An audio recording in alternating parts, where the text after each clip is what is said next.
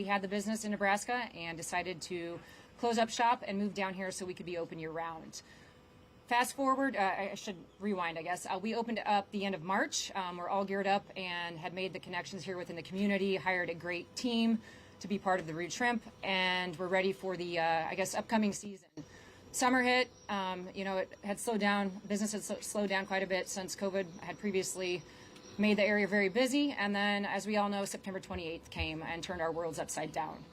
So it's been a wild ride, as many of you out here know, but this town is resilient. So we took a few months off and kind of worked together on what our plan was going to be. With our short stint of only being here about 6 months, we weren't ready to pack up. We wanted to provide a place for the community to have some sense of normalcy. So we ended up shipping our original restaurant, these shipping containers, down from Nebraska and rebuilt on our old location on Estero Boulevard across from the Lani Kai. And it was great to see the community come together, have a sense of normalcy, and a place to have some great food, a few drinks, and some live music. We decided that we needed a longer-term future and place to call home for us, and moved over here to Moss Marina in June of last year. And this is where we have decided to call home for the short term and hopefully the long term as this community continues to grow. The development is continuing to happen. People are here, the businesses are trying to come back, and we need to continue to provide places for the tourists to come and spend time to help us rebuild this community.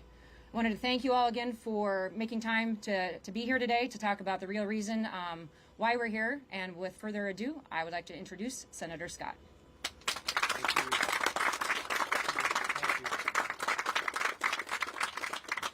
So, two things to do. One, get ready for hurricane season, and two, come eat something and enjoy their music and enjoy them.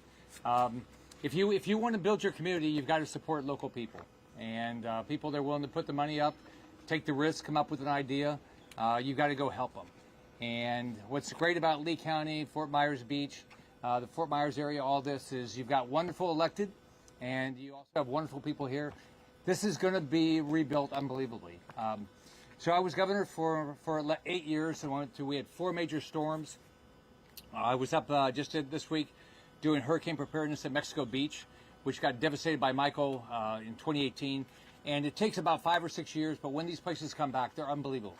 They're wonderful people that are absolutely committed. They have unbelievable stories about how they survived the financial problems. Just losing everything that you started with, and what TJ and Lisa did, just being here for a few months, but coming back and redoing this, you just have to admire people. Nobody wants to go through it again, but it does make you stronger when you go through it. So I hope everybody will come down here, eat at Rude Shrimp, and enjoy them, and get to know Lisa and TJ. I want to recognize some of your elected leaders. You're really lucky. This is a great community.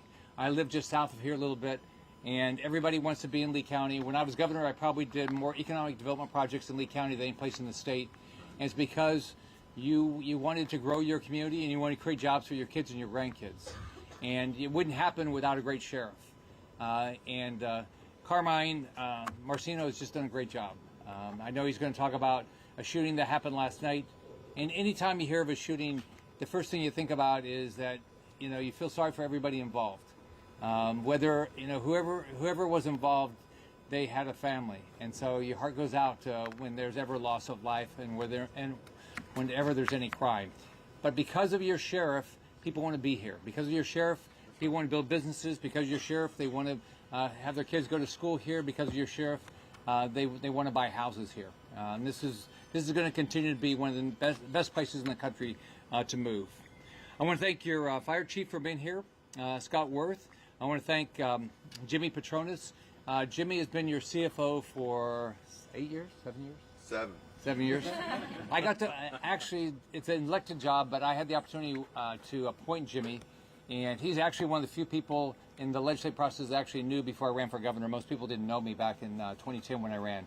But Jimmy's done a great job. He really tries to watch your money. He's doing everything he can to make sure everything the CFO can do to watch the money in the state, make sure we get property insurance rates as low as possible. He's working his butt off to help you. If You've got a great mayor here, Don Alders. He does a great job. He really cares. I don't know how often I meet with him, but he's in D.C. making sure I'm doing my job all the time. He does a really good job at that. I want to thank Commissioner Ray Sendelli for being here. So thank you for being here. State Senator Jonathan Martin's here. We got the Vice Mayor Jim Aderholt here. We got some state reps. I know Spencer Roach is here, Gina Parsons, Luca's here, and then I think Adam Batana, but I just walked up. So is Adam here? Yeah, right. So, hey, how you doing, Senator? Good to see you again, sir.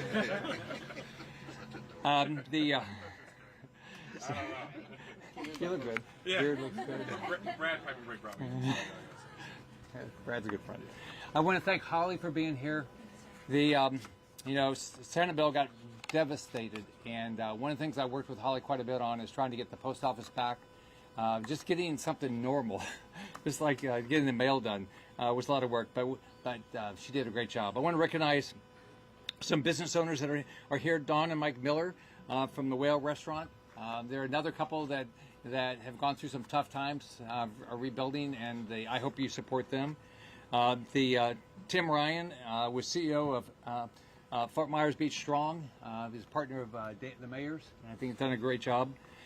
So I think there's a lot of other people, but I'll mess it up if I try to get everybody. So here's the deal. Get ready. It's real simple. The steps go like this. You can look at a county website, you can look at the state website, or you can look at the federal website. The federal website is ready.gov. Look at it. All right, that's great. The first thing you do, this is the list of things you ought to do. I want to stay alive. I want my kids to stay alive. I want my grandkids to stay alive. We all think that way. Okay, if you want to stay alive, get ready. Go through the darn list. Buy that stuff. The state has been great. They have a sales tax holiday. They did the whole 8 years I was governor. They've done it since I left. There's a sales tax holiday to buy all the hurricane preparedness stuff. It's June 1 to June 14th, and I think it's August 24th to September 6th. Buy it.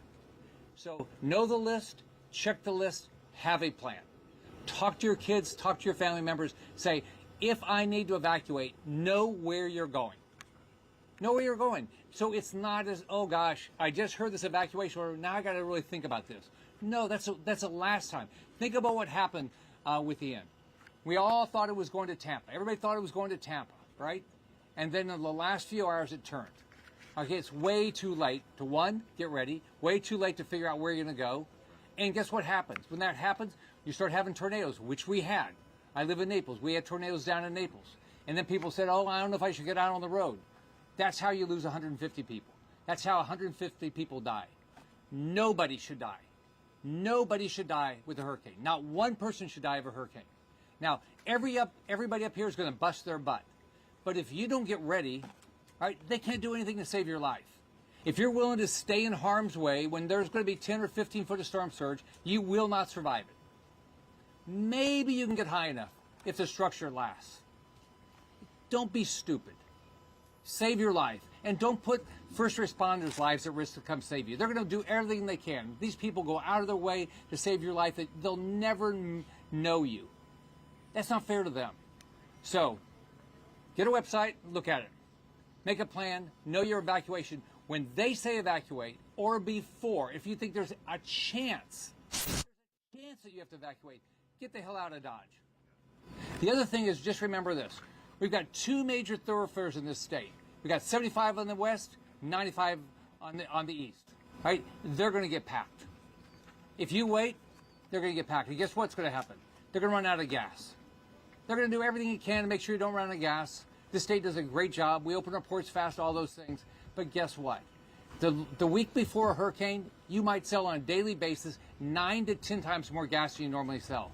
It's pretty hard to stay ahead of that. So it's up to you. I hope everybody will do this. I don't want anybody to die. Ann and I are blessed. We've got 7 grandkids. I talk to them about this stuff all the time. My eldest grandson, when he was 5, he could repeat what I always said. You can rebuild the house, you just can't rebuild you can rebuild the house, you can't rebuild your life. All right? You can't, those 150 plus people that died, we can't rebuild their lives. We're going to lose, they are lost forever. But all these businesses, they're all going to get rebuilt. They're going to be rebuilt nicer with wonderful people. So now it's my distinct opportunity to introduce my friend, Sheriff Carmen Marcino.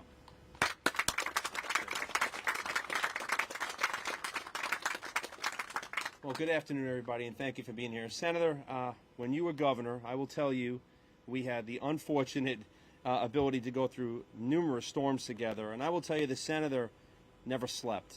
He literally was on the phone with me constantly, updated constantly. Anything that we needed, the senator was there. And, you know, look, Florida's paradise, and we live in paradise, but with that paradise, as we know, starts hurricane season. And we pray for the best, but we prepare for the worst, and we're ready at any given time. I can't take enough time to thank every single person here, from our senators, our state representatives, our fire chiefs, EMS, our legendary CFO, Jimmy Padronis, who's a personal friend and a great man, does a great job. There's so many people here, and there is no I in team. But I will tell you this. Please, if there's nothing else that you listen to, is listen to Senator Scott's words. Don't wait. Don't wait. I drive over this bridge, and I look to my left, and I remember like yesterday when Ian hit. I look at the shrimp boats that were stacked up on each other, buildings washed away, personal clothing, debris. And when I got out of that helicopter, I couldn't believe what I looked at. But I have to tell you, because of the great residents of Southwest Florida, Lee County, because of the great leadership at every single level, because of the great business owners that are willing to take that risk and come back and make this home, we are stronger and better than we've ever been. And I'm proud of that, very, very proud of that. So please listen to what the senator said. Whoever you are, wherever you are, have a plan in place. Don't wait. Pre-storm, you already know what you're doing. During the storm, there's nothing anyone can do to get to you. So when that call for 911 comes over, we had over 6,500 calls waiting when we redeployed to re-engage. Now, 3,000 of those calls were welfare checks. Is my family member okay? We pulled up, some buildings were gone, homes were gone, so we couldn't check to just see if Mrs. Jones or Mr. Smith was okay. We have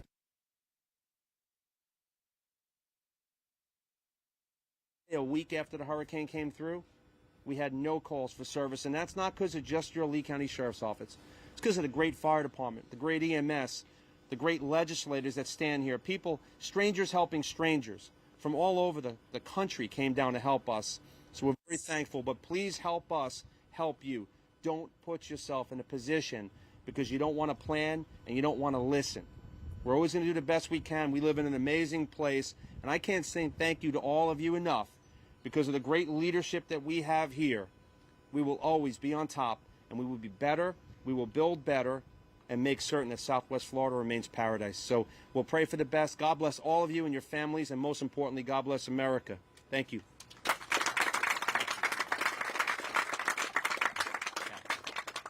You have a great community. Now we're going to hear from CFO Jimmy Padronis. Yay, Jimmy. Great call. Good afternoon. Thank you for having me. You know, I think Carmine's one of the coolest sheriffs in the state. I usually like to try to get close to him because he is so cool. But I tell you, it's a hot day today. So anyway, sometimes jokes land a little better. Anyway, it's you were bigger. But I tell you, you've got. I want to talk a little bit about your people here. You've got great people in Southwest Florida. After Hurricane Ian hit, I tell people the biggest storm that's hit the state in the history of the state, almost 800,000 insurance claims, over $20 billion in claims being paid out. And people don't think about this, but with all that pain and suffering, the state becomes a beneficiary. People don't realize this. The state of Florida finds non-typical revenue from hurricanes. Hurricane Ian generated $1.4 billion in new revenue for the state from sales tax. New studs, linoleum, tiles, TVs, cars, you name it. And so, you know, I tell the process in Tallahassee, that's pain and suffering money. That money, in my opinion, is obligated to come back and help those in how their relief and how the recovery takes place. And this is where I want to praise your legislators. You've got great legislators in this part of the state. They went up and they advocated, and those dollars have come back to the state of Florida. In the last 3 years, about $1 billion through the My Safe Florida Home program. $1 billion, whether it be through direct grants, that's money you do not have to pay back, up to $10,000, or sales tax exemption on windows and doors. It's important for all the cameras watching. That sales tax exemption on new windows and new doors, hardened windows, hardened doors, that sales tax exemption expires June 30th. So if your viewers get a chance, if they're contemplating, do I want to make that investment or not, do it now. There's one thing these legislators believe in, is that the citizens of the state of Florida spend their money better than Tallahassee does. So this is just one way we're ensuring that you get your dollars empowered to put back in your pocket. This could be $700, $800 worth of sales tax that's going back in your pocket to help offset expenses for installation. So please take advantage of that. But as the 2020-24 season, hurricane season is here now. Again, as the senator said, you just go ahead, go to all the different websites. Ours is preparefl.com. But, the one thing I try to share with people is we're a smartphone society. He's got my phone over there right now. But we're a smartphone society. And what I encourage you to do is do it this afternoon. It's a nice sunny day. And film the outside of your house. Just talk to yourself while you're doing it. What day is, what time it is. And point out that there's no debris on your house, that the edges of your roof are in good shape, that there's nothing broken, okay? And then do the same thing inside your house. Shoot that video, that your floor coverings, your wall coverings, your TV, because here's the problem. When a storm strikes, you're not going to have the ability, you're going to be vulnerable. You're not going to have the wherewithal to remember what you had or lost or whatnot, because in the case with Hurricane Ian, it was a flood event. Just ask Spencer Roach. This event will change and turn your life upside down. So if you've got that video documented today with no damage, then what you do, you email it to yourself. Put it in a virtual place, get it in the cloud, have it there, and then go flag it. Now, here's what's going to happen. 6 months down the road, it's not if, it's when another storm is going to hit the state of Florida. We're going to be storm prone. It just is what it is. But now you've got photographic evidence. You've got a cut and dry, black and white narrative of what your house looked like before the storm, and now when the insurance adjuster shows up, he can see she can see the differences between the before and after of the storm, and it makes the claims process so much more transparent moving forward in order to hopefully get your money swiftly in your hands to start putting your lives back together. We're all in this together. This is the one thing that I encourage people that they should do. Again, there's the recovery part that could be so painful. And we learn something from every storm. And what we saw with Hurricane Ian is the predators that come out. And I pleaded with those in the audience and the cameras guys. I can't tell you. Poor Dave Elias. First time I saw Dave after Hurricane Ian, I don't think he had shaved for a month. And you don't realize it, but you're all first responders just as much as all these other guys that don the uniforms, because you're standing behind the camera. You're getting people educated. You're telling them where they can go to get safe, to get resources. So again, I mean, and you don't leave, you stay during the storm. So as we learned and we turned up the volume during Hurricane and after Hurricane Ian, we told people don't sign anything. Do not sign anything. And y'all were so amazing to help turn up the volume on that message, because the predators are pre-staged better than utility companies. They will go and canvass those neighborhoods, and they will try to get in between you and your insurance claim. And they don't like it when I say this, but sometimes they're like a parasite, okay? They will try to take advantage of you. And at the end of the day, you can always hire an attorney. You can always hire a public adjuster. You can always call our office. But let's get you as much as money that you're entitled to at first without allowing anybody else to be a part of that negotiation process. So again, please realize that that we learn something from every storm. The last thing I'll leave you with is what we learned from EVs. EVs in the ignition sequence that we saw with our electric vehicles, scooters, golf carts, we learned something, okay? As coastal communities have storm surge events, specifically with salt water that sometimes heavy metals in it, it shorts out EVs. We saw with Hurricane Ian over 17 EVs caught fires. As we saw, I believe it was out in Captiva, the house survived, but a week later the EV caught fire, burnt down the house, okay? So, you know, we have turned up the volume on our EV manufacturers, and they have listened. But unfortunately, it's because disasters like this that create those knowledge moments where we get to share, we get to collaborate together, and we get to keep our first responders and our citizens safe. But if I can ever do anything for you, please, my office is always here, 1-877-MY-FLCFO. I do want to, last thing I'm going to leave you with, and again, praise to these legislators. The changes that they made during the legislative sessions, special sessions, they're starting to bear fruit. We're in an environment right now where we had a special session in December of 2022, and I told people, you got to give us 12 to 18 months to see relief in your insurance rates. And what we're seeing now at month 15, we're seeing the insurance market starting to change course. The reinsurance market, that's insurance for insurance companies, it's starting to get cheaper. In the case of the Florida right now, we've got 19 carriers that have applied for rates. And 10 of those said, you know what, we want no rate increase. 9 of those have said we want a rate decrease. And it's because, one, they had a good season last year, but we've changed a lot of the elements of the cost of business of doing the state of Florida. So the relief is coming. Florida is leading the way. It's not happening in Texas. It's not happening in South Carolina or North Carolina or Louisiana or California. It's because we've made difficult decisions here in Florida that ultimately have created relief. Remember, just a year ago, we saw carriers asking for 30% rate increases. Now we see them asking for rate decreases. So again, the trend is going the right way, but it doesn't have of these men and women that are standing up here fighting for you up in Tallahassee. You've got good legislators, and I just want to tell you, hold them accountable.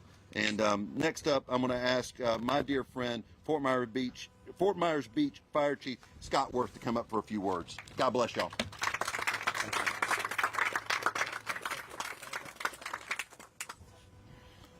Good afternoon. So we're here on the brink of another hurricane season. And I want to start by thanking Senator Scott and CFO Petronas for the resources they provide us. We are the local responders, but at the end of the day, and after a storm like Ian, we went from a normal staffing of 10 to almost 1,000 responders from around this country searching this island for people. That doesn't happen by accident. And this season, I'm going to hit on more local stuff because we have a lot of people coming to Florida. We have a lot of people coming to Florida because of the way the state runs itself. And with that, this might be their first hurricane season. Many of us know, get your plans, work your plans. And it's no different for us in the fire department. We're currently doing that. We're getting our facilities ready. We're prepared to shut them down in a storm. We're checking on our employees and their families, and do we have current contact information? We're doing all the things that we've talked about you doing. CFO talked about taking pictures of your property and being prepared to kind of show what it was like before the storm. So at the local level, you've heard the addresses for the state and federal level where you can find information. If you're new to this, you can come to our website, fmbfirefl.gov. You can find information there, but ultimately the resource that you want that's going to get you ready, it's going to give you all the details of how to plan, how to prepare, that's legov.com. We work closely with Lee County. Lee County works closely with the state of Florida. And when these large incidents happen, we scale up our incident management to account for it. So if I can say anything from the first responder perspective, you can help us by preparing yourselves. We're already doing it. We already have our shelter. We already know where we're going to go if we have to get out of the way of a storm. Our supplies are already in storage inland, and we're ready to execute our plans so that we're ready to come back. God forbid we get another storm and the community needs us like they did back during Ian. So with that, I do want to thank the state and the local folks for making everything happen, supporting us after the storm, and just saying, get yourself prepared, use the resources that are available, legov.com. And one thing I do want to point out and highlight under legov.com, you can find, they have a program there, and it's called Alert Lee. One of the big things we had after the storm was understanding, is trying to get an account for who stayed and where they were. Alert Lee opens it up and allows you to put your information in so that the county, the responders know where you're going to be, what you're doing. But it also allows the county to use what's called a reverse 911 system. That allows us to send out information to you based on your geographical location. It's going to be the most current, the most relevant, and the most important information that we can get to you. So you can help out the emergency responders by being proactive yourselves and looking at those resources and getting signed up as soon as possible. So be safe, be ready, and we'll be there for you if something happens again. Thank you.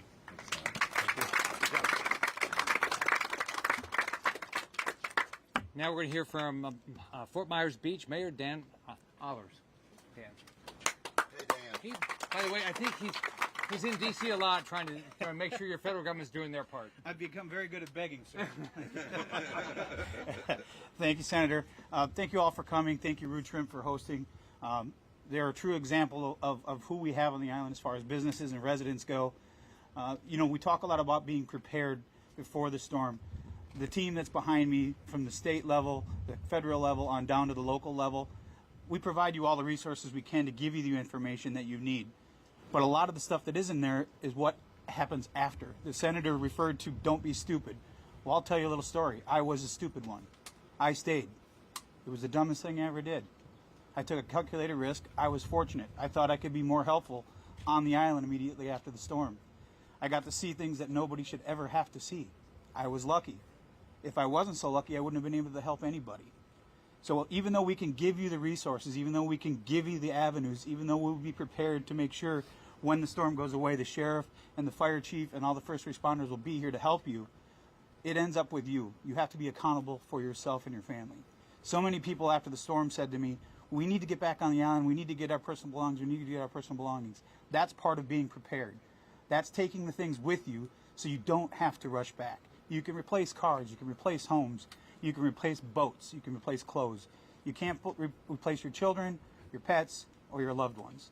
So make sure that you're very, very prepared. Be prepared. I can tell you, after the storm was more painful than during the storm. And the reason I say that is because you don't realize, you don't think about, you have no running water. You have no flushed toilets. You have nothing to eat. You have no communication. You can't charge your phones. All of these things that you take for granted. And seeing the water come in and thinking, okay, you now have no choice. You have to ride this out and hope for the best. The best sight I ever saw was seeing the guys with their sirens coming over the bridge at about 4 o'clock in the morning. The first call I had, I'll tell the story till the day I die, was then Chief Martin. He got to the bottom. He's the first person I spoke to at the base of the bridge because you couldn't get any further. And he said, "Dan, to call this catastrophic would be a severe understatement." And keep that in mind. We live in a world now where you guys are great about covering things. You're good at getting the information out. You're also good about reminding people this is what can happen if you don't heed the warnings from the professionals to get out. So thank you again, Senator Scott, for being here. We're very fortunate that we have Senator Scott, Congressman Donalds, all of our state reps that are here. My fellow council members, I can tell you, all 5 of us are committed to making sure our staff, which go above and beyond every single day, they were the first ones out cleaning up the streets and helping. We're very fortunate. We'll be here. We're committed to continually working with the Sheriff's Department and Chief Worth and the Fire Department to make sure that if we ever get hit again, we'll be prepared, we'll be ready, and we'll make sure we get you all back safe. Thank you. Thank you.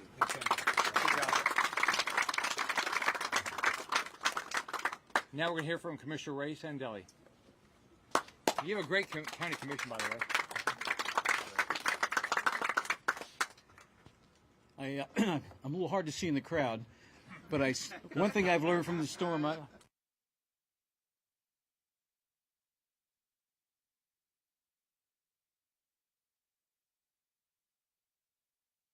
day or two in the helicopter. Couldn't believe what I was seeing. I was with Dan a few days after that. We were standing down in Times Square. The only thing I could find was the base of the clock, and Dan turned to me and he said, "I don't even know where I'm in." So that's where we started. If you look back 20 months or so, whatever the time was, and what we've done, it's amazing. And it's been amazing because of everybody that's here and the collective effort as a community. I grew up in an Italian family. We're very close as a family. Served in the military, very close as a family. I will tell you that this team, this community, is as good a group of people I've ever met in my life. And so I thank you for that and congratulate you for your efforts.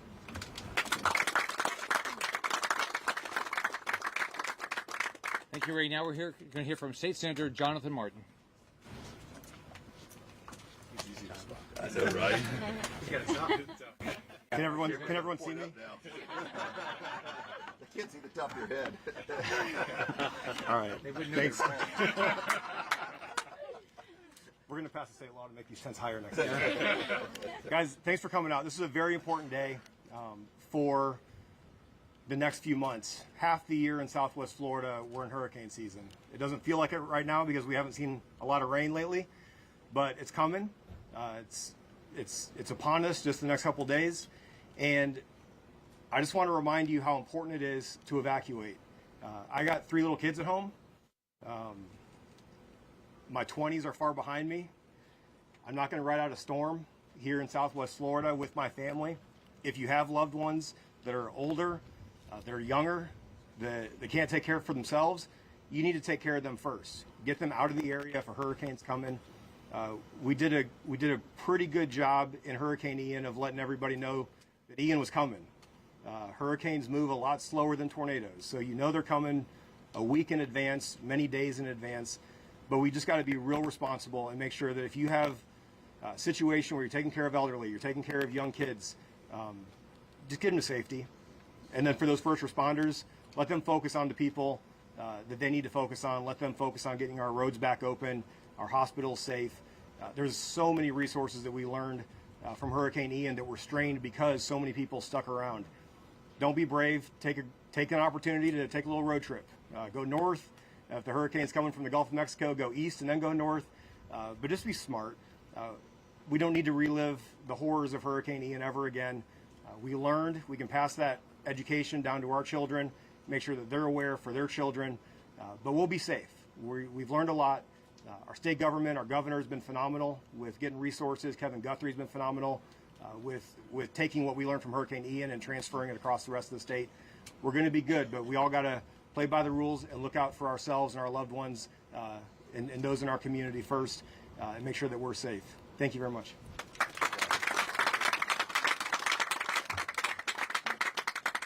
Now we're going to hear from Vice Mayor Fort Myers Beach, Jim Adderhold.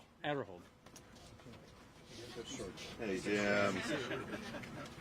Listen, I've been in politics for a long time. I know this has gone long. I know it's hot, but I would be remiss if I didn't share a quick anecdotal story. Since this is Senator Scott's press conference, we've got a great team behind us, but I wanted to say after the storm, after Hurricane Ian, every vehicle on Fort Myers Beach was destroyed. Every vehicle that was here was destroyed. And one of our challenges was, we had a lot of challenges, is that we needed postal service.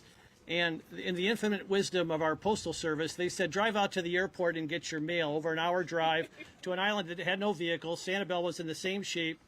And so after a couple of weeks, we understood the first couple of weeks were going to be rough. But after a couple months of this, the mayor said to me, he said, Adderhold, you were a congressional staffer. Go see if you could get this done.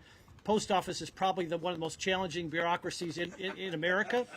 And so I did a little research. I found out Senator Scott was on the oversight committee that oversaw the post office. I got a hold of Aaron back there. Help, doesn't it? It helps a lot. I'm not done yet.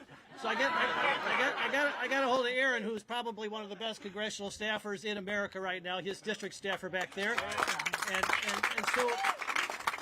Aaron got me in touch with your DC staff, who was very gracious, and they said, "Gosh, Vice Mayor, they didn't know me from Adam, and they said, well, I'll be happy to write a letter to the post office on behalf of the senator." And I knew that was a nice gesture, but I also was around long enough to say, there's a 1 in 10 chance that I could ask, could the senator make a call to the U.S. Postmaster General, thinking that there's no way this is going to happen. She goes, well.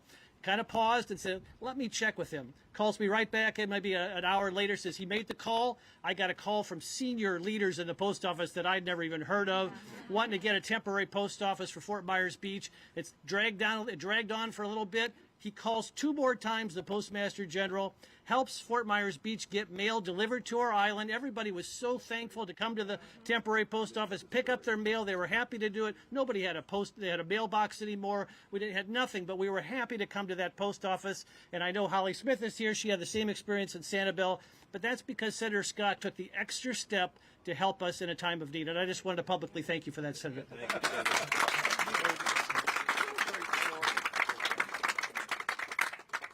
If you do this right, politics is a team sport. So I tell people I can't solve a problem I don't know about, but if you do, at least I'll try. And in that case, I knew the Postmaster General, and so I kept bugging him, and it happened. It happened. Never fast enough. Now we're going to hear from Representative Spencer Roach.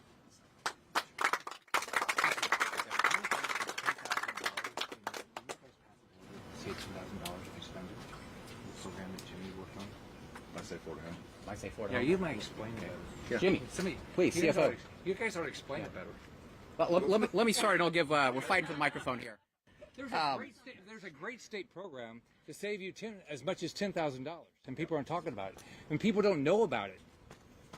Jimmy, you want to explain it? Go ahead. I'll take up after you. Okay. Go ahead.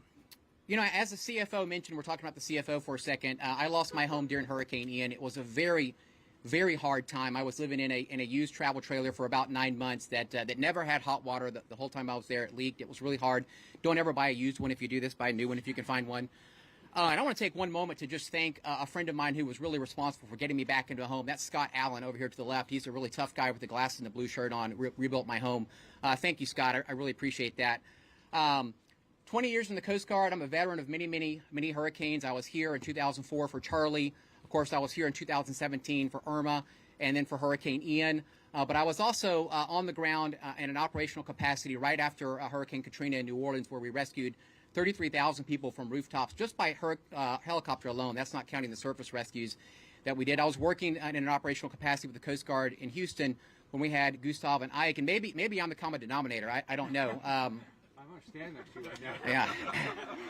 But one thing I observed watching these different states and cities deal with hurricanes is there's two phases to hurricanes. There's the preparation for a storm, and there's the recovery from the storm.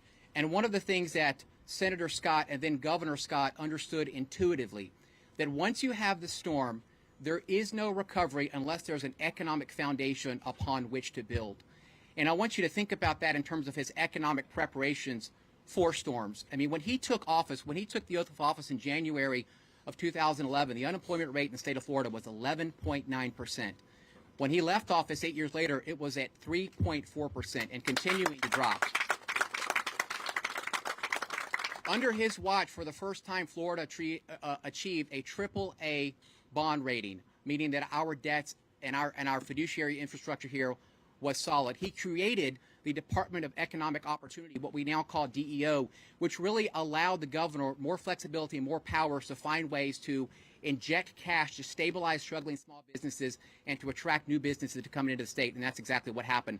So I think that economic preparation is key to having a foundation upon which to rebuild. And then when you talk about Senator Scott's and then Governor Scott's hurricane response, you look at Irma and Michael, which happened on his watch. I mean, Irma was the largest land-based evacuation in U.S. history of 7 million people.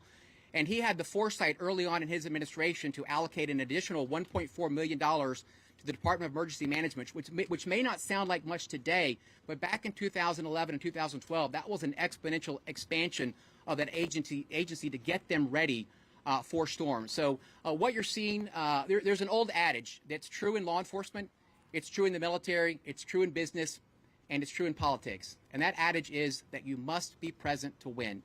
And what you saw with Senator Scott and then Governor Scott is that the man shows up. He shows up and he represents steady leadership in times of crisis. So he has shown up consistently for hurricane victims. He's shown up consistently for small businesses. He's shown up consistently for Florida families and first responders. And he's certainly shown up for this community. And I think what I take away from that is that you can count on Rick Scott to show up. And I hope that when you go to the... Thank you. And I hope that when you make the choice to elect your next senator, I hope that you show up and that Rick Scott can count on you to keep him doing for the United States of America what he has shown he can do for Florida. Thank you. It's an honor to support you, Senator Scott. Well, that was very nice.